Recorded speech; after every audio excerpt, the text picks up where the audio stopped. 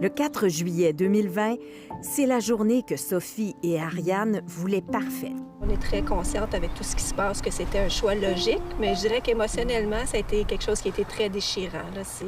C'est un événement qu'on prépare au minimum 12 mois à l'avance. Ça vient avec une magie, une demande en mariage. Le mariage comptant 90 invités est maintenant fixé au 3 juillet 2021. L'endroit où on se marie, Marilyn a accepté qu'on puisse reporter à l'année d'après sans frais, donc on ne perd pas le dépôt.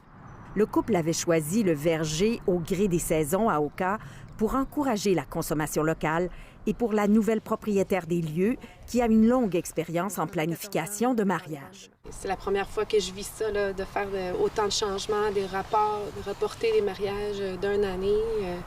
C'est des coups durs aussi pour les mariés qui ne savent pas trop qui s'en vont. Des bagues de fiançailles aux fleurs, à la salle de réception, l'industrie du mariage touche une grande variété de services et de fournisseurs. C'est une situation jamais vue, jamais vécue de cette ampleur-là.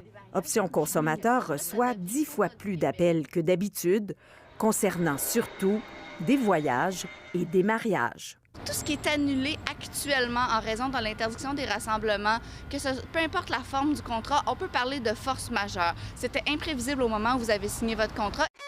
Avec un mariage le 6 septembre prochain et considérant les dépôts versés jusqu'à maintenant, cette future mariée ne sait plus trop quoi faire. Est-ce qu'on va avoir le droit de se réunir en aussi grand groupe? On le sait pas. Et si on a le droit, mon conjoint et moi, on se demande si les gens vont être tentés de venir. Si vous voulez annuler votre mariage parce que vous savez que vos invités ne seront pas présents, que vous pensez que la journée ne sera pas aussi féerique que vous le pensiez à cause de la distanciation de 2 mètres, par exemple, eh bien, c'est pas quelque chose qui empêche le commerçant de fournir sa prestation. Et donc, ce ne sera pas une force majeure. La planificatrice Marie Gilbert s'occupe d'une vingtaine de mariages cette année, dont une douzaine qui devaient avoir lieu dans un hôtel de Bromont qui vient de faire faillite. C'est pas seulement de changer de date, mais c'est de recommencer vraiment de A à Z parce que maintenant, il faut trouver une autre salle, un autre traiteur. Malheureusement, c'est des sommes considérables que les clients ne savent pas à ce jour s'ils vont avoir leur dépôt qui était comme d'un approximatif de 6 000 $. On perd toute notre année. Dans le fond, on fait juste reporter des mariages à l'année prochaine. On s'est retrouvé un DJ, mais les photographes ont suivi, puis fait que ça n'a pas occasionné de frais. La seule inquiétude que moi j'ai, finalement, c'est de rentrer dans ma robe en 2021. On estime que plus de 20 000 couples québécois unissent leur destinée chaque année.